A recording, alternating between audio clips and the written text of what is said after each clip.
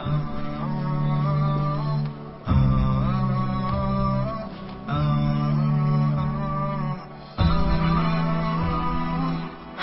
TV, unique every day.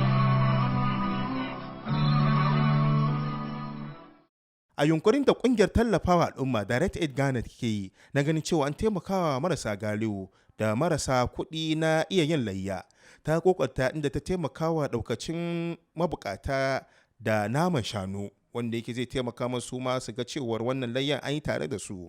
Mataimakin daraktan kungiyar Direct Aid Ghana, Haisam Faraj Hussein Shuman, ya yi bayani dangane da wannan aikin da suka gudanar kamar haka. This program is one of the programs of Direct Aid Society that it implements every year in the same time, in the same season. This program is cost more than 100,000 euro for more than 200 cows, benefits more than 3,000 people of our Muslim. But Direct Aid Society, it serves all the community, Muslims and non-Muslims, without any discrimination.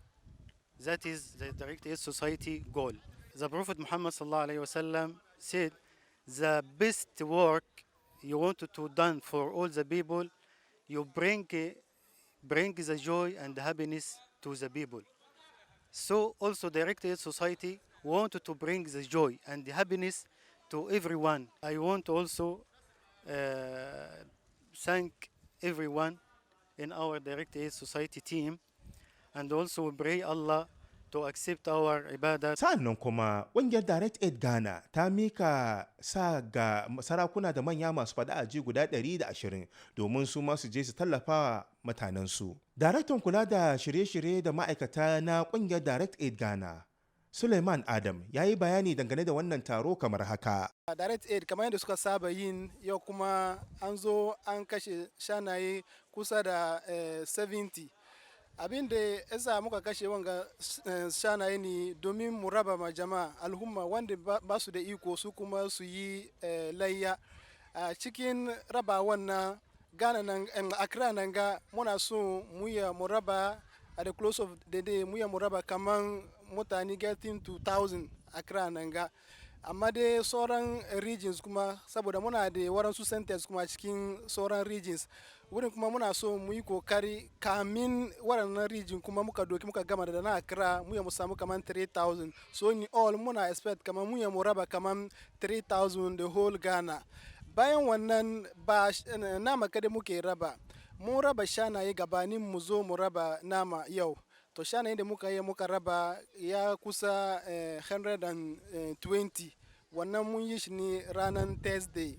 Mun raba ne muka ba manya-manyan mutane da imame da sarake muka ba su domin bai yi wa mu kawo sarake su zo su saya nan ga saboda respectin da ke cikin yasa abin da muka yi wanga shekara kenan.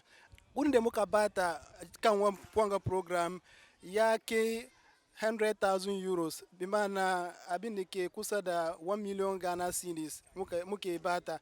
Bayan wannan abin da muke son jama'a gani ni ba domin mun ce kamar wanda ba su yi layya ba, wanga muna yin shi kowane shekara amma ba na musulmai kawai ba, wanda su kuma suka ba musulmai ba suna zuwa su kuma su ci amfanin wanga rana domin kowa ya ji daɗi a taimaka wa musulmai a jin daɗi.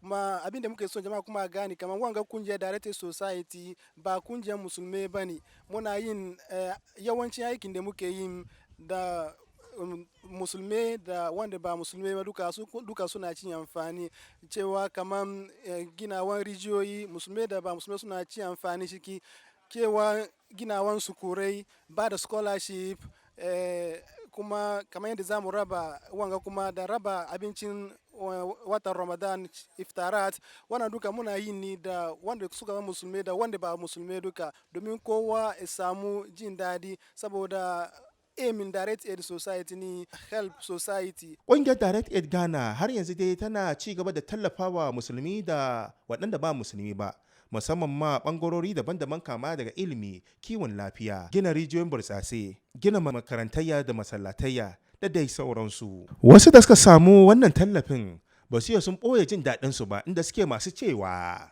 mun gode kwarai, Allah ya sa albarka.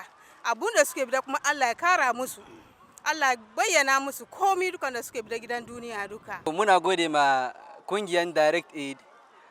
Gaskiya ba yau suka fara aiki ba, sun yi aiki kwanaki da yawa.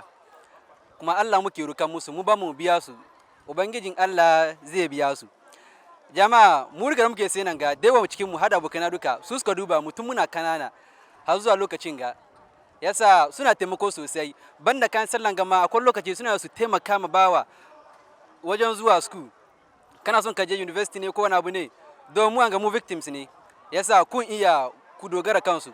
Yasa muna gode ma mutanen Direct Aid. Dona mun fahimmin yamma, ka dobin ya fito ne. Ka ce ka yun dalla ka ta garin ka ta je ban sharon garin ngo. Na wannan la barka nan bane, na wannan ma afani bane bane. Balle wanda ba fa na je su. To bayan dubun godiya zuwa ga Allah, muna godiya sosai don irin wayan ga kyauta, kuma muna roƙon Allah mahalicci ya sa zuwa wani shekara mu ma muna cikin wayanda za su yi wanga abu.